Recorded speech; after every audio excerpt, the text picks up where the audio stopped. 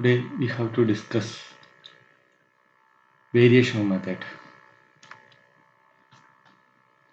Variational method is one of the approximation method. First of all, what is an approximation method? In the case of systems having more than one electron, that is multi-electronic system, the exact solution of Schrodinger equation cannot be solved. This is because of mainly two reasons. If you write the Schrodinger equation for multi-electronic system, there should be electron-electron repulsion time in the Hamiltonian, and also the potential energy in the case of multi-electronic system is not spherically symmetrical. Because of these two reasons, the Schrodinger equation for multi-electronic system cannot be solved exactly. In order to solve this type of systems, various approximation methods have been proposed to find out eigenvalues and eigensystems. The most popular methods are variation method, perturbation method, independent electron method, and self-consistent field method. Two commonly used methods to obtain approximate solutions to Schrodinger equation for and its solution for complex systems are variation method and perturbation method. First of all, we have to study the variation method. Variation method is one of the widely used method to find out or calculate the approximate solutions of multi-electronic systems. That is, we have to find out the eigenvalues and eigenfunctions for the multi-electronic system. This method has great significance in quantum chemistry, and it is widely used for solving complex systems in chemical systems. And these variation methods are very common, and it is very easier than another approximation method, that is perturbation method, because in variation method we get the approximate solution for wave function and energy directly, whereas in the perturbation method we have to compare our result with a standard value. So the variation method is most beneficial than perturbation method. Then what is variation theorem? If we make a guess of an approximate function of a system based on physical and chemical considerations, then the energy of the system is approximately given by its expectation value, and this is one of the basic postulates of quantum mechanics, that is expectation value of energy, that is equal to integral of psi star h cap psi dt divided by integral of psi star psi dt. Suppose the trial wave function is normalized, that is psi is normalized, then the value of the denominator in this equation is equal to 1. Therefore, the expectation value is equal to integral of psi star h psi dt. Here, Hamiltonian operator is the complete Hamiltonian operator of the system.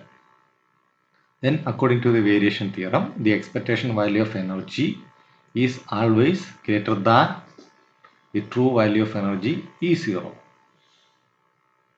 of the system in the ground state. That is, according to variation theorem, the expectation value is always greater than that of the ground state energy E0, or otherwise it is equal to E0.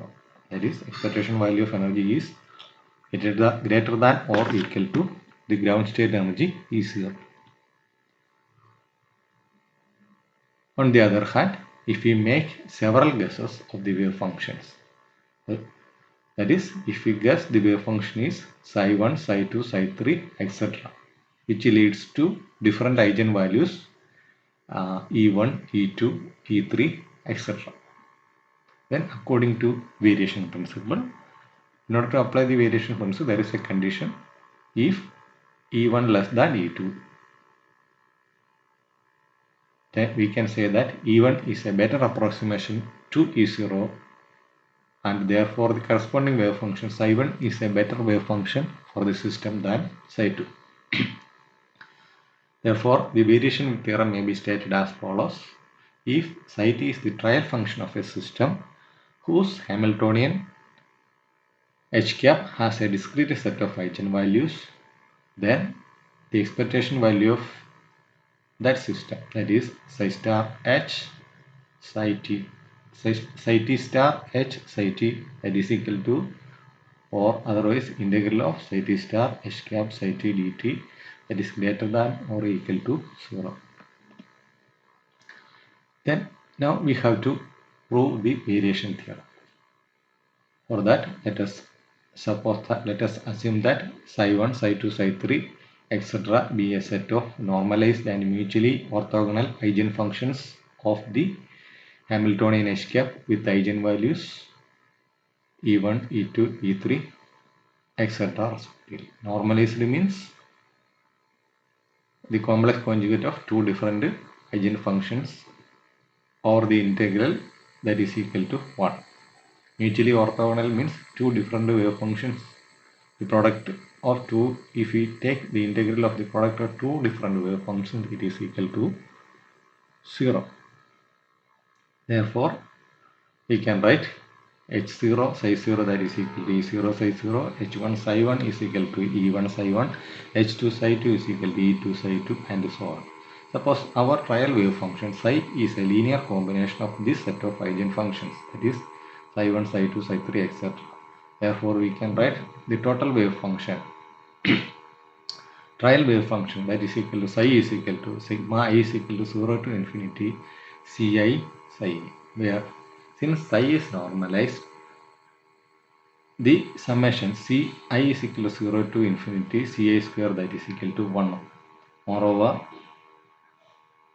the integral of psi I star h cap psi I dt, that is equal to Ei, and psi I star h cap psi j dt, that is equal to 0, because these two different wave functions are orthogonal. Here, if I not equal to j, then these two wave functions are orthogonal. Let us consider the integral, that is integral of psi star h psi dt, that is equal to E. Substitute the value of our trial wave function psi, that is E is equal to expectation value of psi sigma I is equal to 0 to infinity Ci psi I star h cap into sigma I is equal to 0 to infinity Ci psi I, or E is equal to expectation value of sigma I is equal to 0 to infinity Ci psi I star h cap sigma I is equal to 0 to infinity Ci psi I, or E is equal to expectation value of sigma I is equal to 0 to infinity Ci square. These are two common, we take it outside. Then psi I star h cap psi I, or E is equal to sigma I is equal to 0 to infinity Ci square.